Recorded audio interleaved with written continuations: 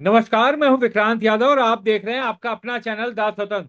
संघ प्रमुख मोहन भागवत जैन जी से बातचीत करने आए और बाकायदा उन्होंने जैन जी की पूरी तारीफ की और ये कहा कि इन बच्चों की बात हमें सुननी होगी। उनके साथ जो सख्ती की गई, जो लाठीचार्ज किया गया, एक तरह से उन सब पर भी उन्होंने सवाल उठाया। तो अब ये सवाल उठता है, क्या जैन जी आंदोलन के बाद देश भर में उठी आवाज ने आरएसएस को सोचने पर मजबूर कर दिया है? क्या आरएसएस मुखिया को वो सब चीजें दिखाई दे रही हैं जो शायद अभी बीजेपी और संघ के दूसरे नेता नहीं देख पा रहे हैं? इन्हीं सब चीजों को समझते हैं। वरिष्ठ पत्रकार आशुतोष जी हमारे साथ जुड़ चुके हैं। सर नमस्कार। नमस्कार नमस्कार विक्रांत। सर, किस तरह से देखा जाए संघ प्रमुख मोहन भागवत का कल जैन जी के साथ सीधी बातचीत, अपना संदेश उन तक देने की कोशिश, कैसे देखा जाए सर इसे? देखिए विक्रांत, मोहन भागवत के इस बयान पे चर्चा करने के पहले हम्म। मैं एक चीज स्पष्ट करना चाहता हूं, वो ये कि जो आरएसएस के जो तमाम प्रमुख हैं हम्म। उसमें मोहन भागवत का स्थान क्या है।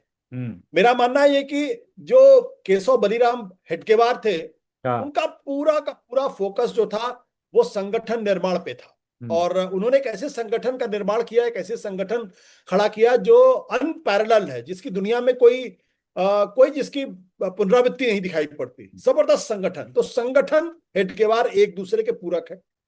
उनके बाद जो बने गोलवलकर, हम्म। गोलवलकर ने जो संघ की जो विचारधारा थी हम्म। उसको बहुत पुष्ट किया, उसको बहुत विस्तार दिया और उसको आइडियोलॉजिकली बहुत स्ट्रांग किया। हम्म। जो तीसरे प्रमुख थे बाला साहब देवरस, हम्म। वो पॉलिटिकली बहुत शार्प आदमी थे। तो उन्होंने जो संघ का विस्तार किया उसको एक राजनीतिक कलर दिया। हम्म। उसके बाद के जो जो सरसंघचालक थे, चाहे रज्जू भैया हो या फिर सुदर्शन हो, इनका कोई बहुत ज्यादा कंट्रीब्यूशन मुझे दिखता नहीं। वे कंटिन्यूटी में काम कर रहे थे, कोई बहुत बड़ी छाप छोड़ के नहीं गए। हम्म। मोहन भागवत जो सरसंघ चालक है, दरअसल ये संघ में बुनियादी बदलाव करने की कोशिश कर रहे हैं। हम्म। तो अगर मैं हेडगेवार को संगठन, हम्म। गोलवलकर को विचारधारा, हम्म। देवरस को राजनीति हाँ। और मोहन भागवत को परिवर्तन या बदलाव की हाँ। दृष्टि से देखूं, तो उस लिहाज से जो संघ प्रमुखों की जो एक परंपरा है, जो लेगेसी है, हम्म। उसमें भागवत का स्थान आने वाले समय में बहुत ऊंचा होना चाहिए। हालांकि आज की तारीख में उनके बारे में ये कहा जाता है, क्योंकि एक बहुत बड़ा तबका है जो दरअसल मोदी परस्त हो गया है हम्म। और उसको लगता है कि मोदी के सामने तो कहीं कोई टिकता ही नहीं है। हम्म। लेकिन संघ को अगर कोई बचाने की कोशिश कर रहा है, हाँ। क्योंकि मैं एक बात बड़ी शिद्दत से महसूस कर रहा हूं कि इस वक्त जो संघ परिवार है हाँ। वो एक ऐसी रेलगाड़ी की तरीके से हो गया जो बहुत गति के साथ बहुत सुपर फास्ट लेन में चल रहा है। हाँ। उसको इस बात का अंदाजा नहीं है कि सामने एक पहाड़ है और उससे वो टकरा सकता है। हाँ। मोहन भागवत की पूरी कोशिश है कि जो सुपरफास्ट तरीके से जो ट्रेन चल रही है, इसको इस बात से आगाह किया जाए कि भाई आगे पहाड़ है, हमको अपने रास्ते को बदलने की जरूरत है। हम्म। मोहन भागवत उस दिशा में लगे हुए। हाँ। इसका यह मतलब कतई नहीं है कि हाँ। दरअसल आरएसएस की विचारधारा से किसी तरीके का कोई कंप्रोमाइज या समझौता मोहन भागवत कर रहे हैं, ये बिल्कुल बिल्कुल नहीं। कभी हाँ। विचारधारा के अंदर क्या होता है कि कई तरीके के अप्रोचेस होते हैं, कई तरीके के डिफरेंसेस होते हैं। और जो बड़े आइडियोलॉग होते हैं वो दरअसल भविष्य को देखकर उस विचारधारा का जो पेरिफरी है उसमें बदलाव करने की कोशिश करते हैं। हम्म। ये हर वैचारिक पार्टी में और हर वैचारिक संगठन में ये होता है। मोहन भागवत को अगर आप बयानों को अगर आप देखें कि 2014 के बाद से हम्म। जिस तरीके से संघ की विचारधारा को, नरेंद्र मोदी का हिंदुत्व का महिमा मंडन किया गया है, लेकिन उसको एक ऐसी धारा में भी ले जाके खड़ा कर दिया गया है जहां से उसके ऊपर बड़े गहरे संकट आ सकते हैं और आएंगे। मुझे हम्म। इसमें कोई कोई हाँ। कंफ्यूजन नहीं है। और मोहन भागवत उस संकट से भाजपा को और पूरे संघ परिवार को निकालने की कोशिश कर रहे हैं। आप देखिए 2018 में उन्होंने क्या कहा, बिना मुसलमान के हिंदुत्व हाँ। अधूरा है। हाँ। जब संभल का मामला हुआ तो उन्होंने क्या कहा, हर मस्जिद के अंदर शिवलिंग को खोजना। फिर उन्होंने कहा सबका डीएनए एक है। जब चुनाव हारे तब मोहन भागवत ने क्या कहा, स्वयं सेवक में अहंकार नहीं होना चाहिए। विपक्ष जो है प्रतिपक्ष होता है, वो दुश्मन नहीं होता है। हम्म। अब आज की तारीख में जो उन्होंने बयान दिया है, अगर प्रधानमंत्री नरेंद्र मोदी बहुत स्मार्ट पॉलिटिशियन है, वो इस बात को अच्छी तरीके से समझेंगे दरअसल कहा क्या जा रहा। हाँ। मोहन भागवत ने क्या कहा है? मोहन भागवत ने कहा है कि सिर्फ भाषण देना और चुनाव जीतना ही लोकतंत्र नहीं है। हाँ। सिर्फ भाषण देना, चुनाव जीतना, उपदेश देना ही लोकतंत्र नहीं है। ये किसकी तरफ इशारा है? हम्म। भाई हम और आप क्या बातें करते हैं? हम आप यही तो बातें करते हैं। भारत के लोकतंत्र को चुनाव जीतने, चुनाव हारने से में कन्वर्ट कर दिया गया। भारतीय जनता पार्टी के प्रवक्ता कहते हुए घूमते, एक बार राहुल गांधी का क्या है, तो 150 बार चुनाव हार चुके, 500 बार हार चुके, 600 बार चुनाव हार चुके हैं, और अपने को, अपने सारे पाप को वो धुल देते हैं ये कहते हुए कि हम तो चुनाव जीत कर आए हैं। हम्म। तो मोहन भागवत ये कहने की कोशिश कर रहे हैं कि भाई ये चुनाव जीतना और चुनाव हारना ही सिर्फ लोकतंत्र नहीं, लोकतंत्र इससे आगे की चीज है। हाँ। फिर वो क्या कह रहे हैं कि ये जो बच्चे हैं, ये बच्चे ईमानदार हैं, हमसे आपसे ज्यादा ईमानदार हैं, हम्म। और जो आंदोलन करते हैं दरअसल ये भी तो वार्ता का, बातचीत बातचीत का एक तरीका है।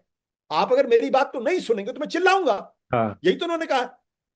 यानी जो लोग जंतर मंतर के इस आंदोलन को एंटी नेशनल कह रहे थे, कौन हाँ। कह रहे थे? आप हम्म। देखिए, संघ के ही तीसरे नंबर के नेता हैं। बिल्कुल। और मैं अतुल लिमय की बात को अतुल्य बड़ी में। गंभीरता के साथ लेता हूं।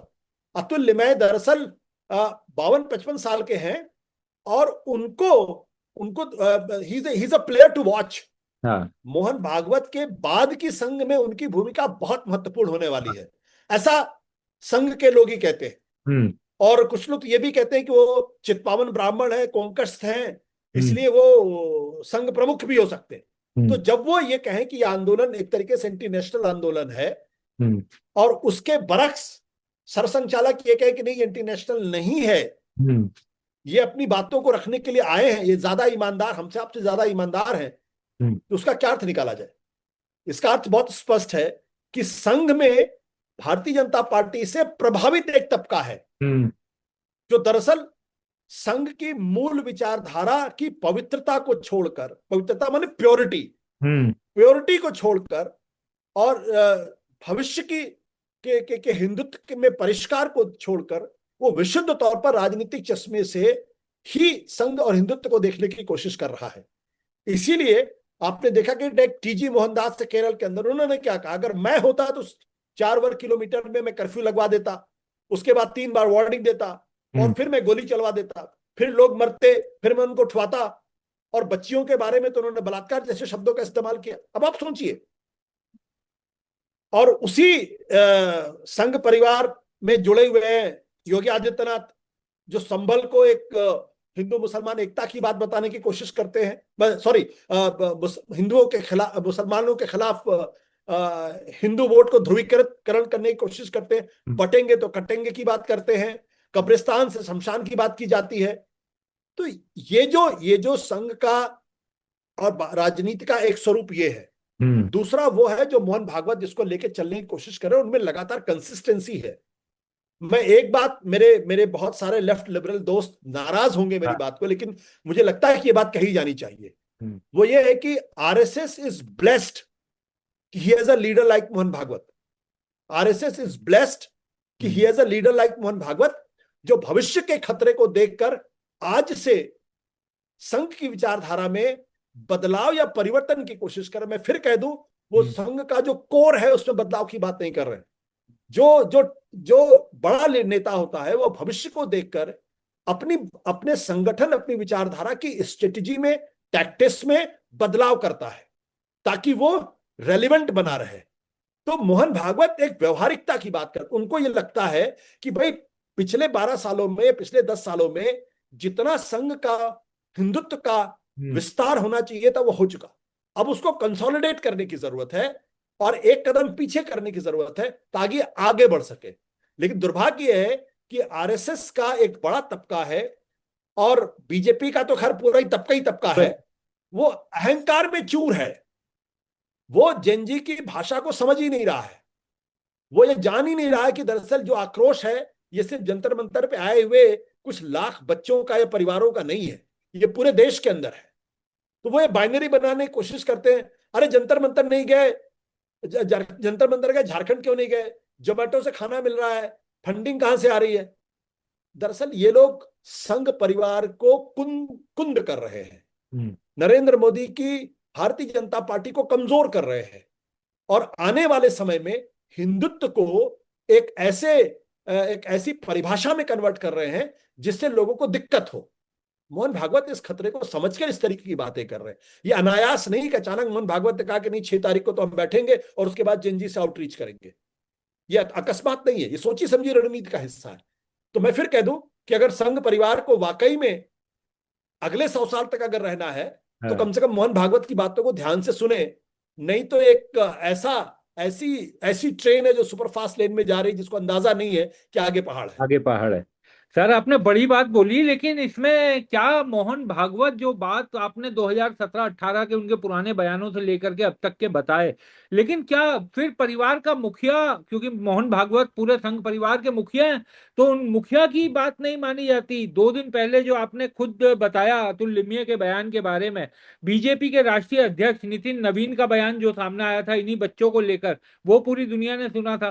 तो क्या संघ परिवार के मुखिया अपनी ही पार्टी, अपनी ही विचारधारा, अपने ही परिवार के लोगों को बता ही नहीं पा रहे? क्या कम्युनिकेशन नहीं है कि उन्हें इस तरीके से सामने आकर के बच्चों से बात करते हुए इशारों में बात करनी पड़ रही है? देखिए, मोहन भागवत इशारों में तो नहीं बात कर रहे, वो तो बहुत प्लेन सिंपल भाषा में बात कर रहे। वो तो उन्होंने साफ तौर पे कहा कि भाई ये एंटी नेशनल नहीं है, ये तो हमसे ज्यादा हम्म। जेनजी और जेन अल्फा हमसे ज्यादा ईमानदार हैं, ये तो हम्म। उन्होंने साफ तौर पे कहा है। हाँ, क्या होता है जब सत्ता का नशा चढ़ता है ना, हाँ, तो वो आपको मदांध कर देता है। हाँ, वो एक एक एक मदांध हाथी में कन्वर्ट कर देता है जब जिसको कुछ दिखाई नहीं पड़ता। हाँ। संघ परिवार के वो लोग जो एक सूटकेस लेके घुमा करते थे, आज अगर उनको प्राइवेट जेट में घूमने का मौका मिल जाए, 7 स्टार होटल में रहने का मौका मिल जाए, बाहर निकले तो चमचमाती हुई बड़ी गाड़ी मिल जाए और एक इशारे पे 3 अपॉइंटमेंट हो जाए, तो किसको सच्चाई दिखाई पड़ेगी? हम्म। कभी कभी आप सच्चाई को जानबूझकर नहीं देखना चाहते। हाँ, अब आप देखिए प्रधानमंत्री नरेंद्र मोदी जी क्या कह रहे हैं। ये मामूली घटना नहीं है कि 12 साल में जो सरकार कहती थी हमारे यहाँ तो इस्तीफे नहीं होते, हाँ। इस्तीफा लेना पड़ा ना आपको। बिल्कुल। लेकिन अभी भी भाषा क्या है? हम्म। मैं माफ करना चाहता हूं। मैं पे है, ज्यादा जोर है है। कि नरेंद्र मोदी देश के प्रधानमंत्री, भारतीय जनता पार्टी के सर्वोच्च नेता, वो माफ करना चाहते हैं। हम्म। ये एरोगेंस की भाषा है। है। लेकिन इसी के साथ साथ आप देखिए माहौल कैसे बदल रहा है देश का, हम्म। और उसका कैसा असर बीजेपी के ऊपर पड़ रहा है। है। अमित शाह मानसून सत्र में एक बार भी दिखाई नहीं पड़े। बिल्कुल। क्यों? लौह पुरुष भारतीय जनता पार्टी को कहते हैं ना, लौह पुरुष चाणक्य।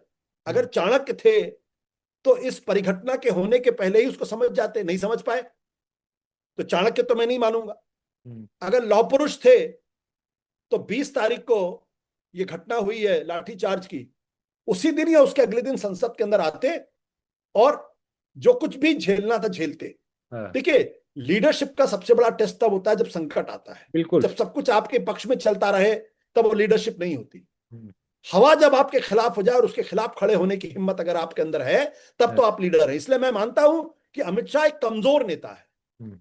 अगर मजबूत नेता होते तो इतने दिन हो गए, देश के गृह मंत्री हैं और हम्म। दिल्ली के अंदर जो बर्बरता छात्रों के ऊपर हुई है उसकी हम्म। जिम्मेदारी सीधे उनके ऊपर है। वो आके कहते, उस जिम्मेदारी को लेते और साफ तौर पर कहते कि ये हमारे बच्चे हैं, इनके ऊपर लाठीचार्ज नहीं होना चाहिए। हम्म। लेकिन ऐसा लगता है जैसे उसमें कुछ तत्व आ गए थे जिनसे निपटना जरूरी था, इसलिए मैंने लाठीचार्ज किया। अगर किसी बच्चे को चोट आई है, गलत तरीके से चोट आई है, तो मैं उसके लिए माफी मांगता हूं। लेकिन अगर किसी ने गलत तरीके से हिंसा करने की कोशिश की है तो उसको भी बख्शा नहीं जाएगा। ये स्टेटमेंट देने में क्या दिक्कत थी? हम्म। राजनीति कैसे बदल रही है, आप इसको इसको जरा ध्यान से देखिएगा। जो राज्यसभा के चेयरमैन साहब हैं, हाँ, वो किरण रिजिजू से कह रहे हैं कि आप बिल्कुल। लौह पुरुष को बता दीजिए है। कि विपक्ष की भावना क्या है। है। ये पिछले 12 साल के संसदीय इतिहास का सबसे बड़ा मोड़ है। हम्म। इसी कुर्सी पर बैठे हुए एक शख्स से इस्तीफा ले लिया गया और वो चूं तक नहीं कर पाए। वो देश के उपराष्ट्रपति थे। आज तक किसी को पता नहीं चल पाया कि दरअसल जगदीप धनखड़ से इस्तीफा लिया क्यों गया। कहते तो दिया, लेकिन आप जानते हैं लिया गया उनसे इस्तीफा, है। सबको मालूम है। और क्या क्या कसीदे वो नहीं कसते थे। हम्म। अब उसी कुर्सी पर बैठा हुआ आरएसएस का एक वरिष्ठ कार्यकर्ता, स्वयं सेवक, ये कह रहा है कि जाके लौह पुरुष से कह देना है। कि संसद के अंदर आए और बयान रखें। विपक्ष की भावना का सम्मान किया जाना चाहिए, और इसकी ध्वनि आपको मिलती है मोहन भागवत के बयान में, कि लीडरशिप वो नहीं होती जो चुनाव खाली जीत जाती है। हाँ, आप जोड़िए दोनों को। बिल्कुल। और उसके साथ साथ किरण रिजिजू, वो राहुल गांधी के पास 2 बार मिल चुके हैं, कह रहे हैं कि भाई कुछ तो आइए, इस पे हम एक समाधान कर लेते हैं, डिलिमिटेशन बिल पे। हाँ, ऐसा पहले कभी हुआ? आप तो बहुत वरिष्ठ कभी पत्रकार हैं। कभी कोई चर्चा नहीं, कोई बातचीत नहीं, कोई कोशिश तो भी नहीं ये सर। है, हाँ, कोशिश भी नहीं। कोई आउटरीच की ये कोशिश। है, हम्म, ये है बदलती हुई राजनीति हम्म, इस देश की। नहीं तो यही लोग संसद के अंदर खड़े होकर राहुल गांधी का मजाक उड़ाया करते थे, सिर्फ गाली शब्द का इस्तेमाल नहीं करते थे, बाकी सब कुछ कहते थे। यही यही यही लोग हैं।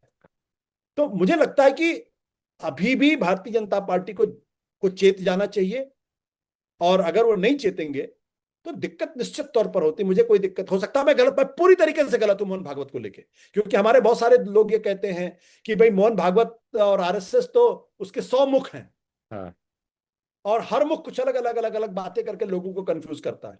हम्म, लेकिन मेरी कंसिस्टेंट लाइन है कि मोहन भागवत जो बात कह रहे हैं, हाँ, आपका सवाल था लागू क्यों नहीं कर पाते। हाँ, दिक्कत क्या है कि इसके लिए आरएसएस का जो पूरा स्वभाव है, आरएसएस में कभी ड्रामेटिक फैसले नहीं होते। हम्म, आरएसएस में कोई बड़ा बदलाव अचानक नहीं आता। आरएसएस में कंसेंसस बनाने की कोशिश हमेशा की जाती है। आपको याद होगा, मैं बताऊं, 1976-77 की बात है, जब बाला साहब देवरस अध्यक्ष प्रमुख बने, हाँ, तो उन्होंने संघ चालकों की एक बैठक में यह कहा कि हमें अपने दरवाजे जो है वो मुसलमानों के लिए खोल देने चाहिए। हम्म, ये कहा उन्होंने। हम्म, उनका विरोध हुआ वहां पे, और ये उनसे कहा गया, महाराष्ट्र के एक संघ चालक थे, उन्होंने कहा कि अगर आपको मुसलमानों के लिए दरवाजे खोलने हैं तो आप अपना अलग आरएसएस खोल लीजिए, या ये उनसे कहा गया। फिर उन्होंने ये भी कहा, अगर अस्पृश्यता हाँ, अगर पाप नहीं है तो फिर पाप क्या है। हाँ, लेकिन आज तक आरएसएस के दरवाजे मुसलमानों के लिए नहीं खुले, और दलितों को जोड़ने की कोशिश जरूर की, लेकिन वो भी हाफ हार्टेड है। बिल्कुल। और पूरे। आपने देखा कि हाफ पैंट से फुल पैंट आने में 30 साल लग गए, हाँ, झंडा फहराने में 50 साल लग गए। हाँ, तो ये क्यों है? क्योंकि, और यही आरएसएस की सबसे बड़ी ताकत है कि आरएसएस में 100 साल हो गया, एक भी विघटन नहीं हुआ। हम्म, एक भी विघटन। आपको मालूम है, 1950 का जो पहला लोकसभा का चुनाव हुआ था, बल्कि उसके समय की बात है, हाँ, दूसरा लोकसभा का चुनाव, हाँ, तो बाला साहब देवरस और भाऊराव देवरस, ये दोनों गोलवलकर से नाराज हो गए, हाँ, और 60 साल तक इन्होंने संघ छोड़ दिया। हाँ, ये जाके मध्य प्रदेश में जाके बैठे, हाँ, लेकिन दूसरा संगठन ज्वाइन नहीं किया। हाँ, और जब गोलवलकर जाने लगे, जब उनका अंतिम समय आया, तो हाँ, बाला साहब देवरस को उन्होंने संघ प्रमुख नियुक्त किया। हम्म, और बाला साहब देवरस को हमेशा ये लगता था कि दरअसल जब गोलवलकर बने थे संघ के प्रमुख, तो उनको बनना चाहिए था। हाँ, लेकिन तब कहा जाता है, ऐसा संघ की मान्यता है, संघ में ये बात कही जाती है कि तब गोलवलकर ने, तब हेडगेवार ने बाला साहब देवरस का हाथ पकड़ा पकड़ा, उनसे कहा कि कुछ भी हो जाए, गोलवलकर का साथ मत छोड़ना, इनकी मदद करता। हाँ, ये तो ये किंवदंतियां हैं संघ के अंदर। तब उनकी उम्र बहुत छोटी थी बाला साहब देवरस की, इसलिए उनको वो नहीं दिया गया। और वो गोलवलकर जो मूलतः संघ के सदस्य नहीं थे, जब बाद में ज्वाइन किया था उन्होंने, और वो वहां से फिर सन्यासी बनने निकल गए थे। चूंकि उम्र में ज्यादा था, तो ऐसा हेडगेवार को लगा उनको बनाना चाहिए। तो संघ की अपनी एक प्रकृति, उसका एक अपना स्वभाव है। हम्म, संघ बड़े फैसले अचानक नहीं करता, हम्म, धीरे धीरे धीरे धीरे कंसेंसस बनाने की कोशिश करता है। और आज की तारीख में जो एक अंतर्द्वंद आ गया, कंट्रडिक्शन आ गया, वो ये कि चूंकि राजनीति की चकाचौंध बहुत है, हाँ, और उसके और आप 2 बार चुनाव जीत चुके हैं, और तीसरी बार आप सरकार में आ चुके हैं, 18 राज्यों में आपकी सरकार है, 16-17 राज्यों में बोल रहा हूं, हाँ, सरकार है। तो ऐसे ऐसी इमारत को हिलाना, उसको दूसरी दिशा में लेके जाना थोड़ा मुश्किल काम है। इसीलिए मैंने कहा, मोहन भागवत बहुत दुस्साहसिक काम कर रहे हैं। हाँ, इसमें हो सकता है कि उनके नीचे से भी जमीन खिसक जाए, हाँ, लेकिन वो काम करने से पीछे नहीं हट रहे हैं। और मुझे लगता है बड़ा नेता वही होता है जो हवा के खिलाफ खड़ा होके बातें कहने की कोशिश करे। हवा के साथ तो सभी बात कर लेते हैं, यानी मोहन भागवत जो संकट देख पा रहे हैं, जिसकी तरफ बात कर रहे हैं, वो प्रधानमंत्री नरेंद्र मोदी, गृह मंत्री अमित शाह अभी भी वो संकट समझ नहीं पा रहे, या उन तक भी आहट है? क्योंकि बदलाव तो अब सरकार में भी, जिस तरीके से सर आपने बताया, जो संसद में आचरण बदला है, आहट तो उन तक भी है। तो क्या वो भी थोड़ा, लेकिन अपनी उस अहंकार को एकदम से छोड़ना भी बड़ा मुश्किल होता है हर आदमी के लिए। तो किस तरह से सरकार इसे देख रही है?